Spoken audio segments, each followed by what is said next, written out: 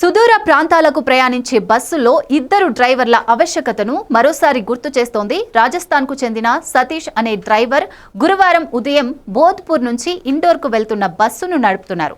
కేల్వారాజ్ నగర్ దగ్గరకు రాగానే అతనికి ఏదో అసౌకర్యంగా అనిపించింది. నెమ్మదిగా ఛాతీలో నొప్పి మొదలైంది. తగ్గిపోతుందిలే అనుకుని సతీష్ బస్సును డ్రైవ్ చేసుకుంటూ వెళ్తున్నాడు. నెమ్మదిగా నొప్పి ఎక్కువ కావడంతో పరిస్థితి చేయి దాటిపోతుందని గ్రహించి వెంటనే అలర్ట్ అయ్యాడు.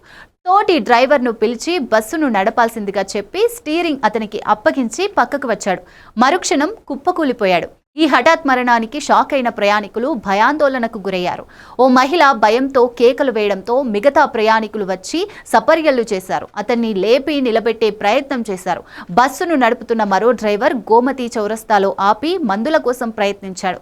కానీ అప్పటికే మందుల షాపులు మూసివేయడంతో వెంటనే బస్సును ముందుకు పోనిచ్చాడు.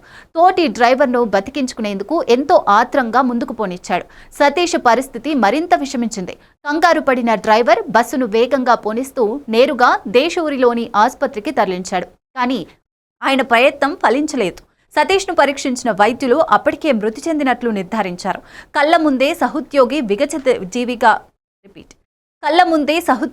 విగత జీవిగా మారడంతో భావోద్వేగానికి గురయ్యాడు. ఆ దృశ్యం ప్రయాణికులను కలిచివేసింది. సతీష్ ప్రాణం పోతున్న సమయంలోనూ మనస్ఫూర్తిగా వ్యవహరించడంతో పెను ప్రమాదం తప్పిందని చర్చించుకుంటున్నారు. ఈ దృశ్యాలు బస్సులోని సీసీటీవీ కెమెరాల్లో రికార్డయ్యాయి.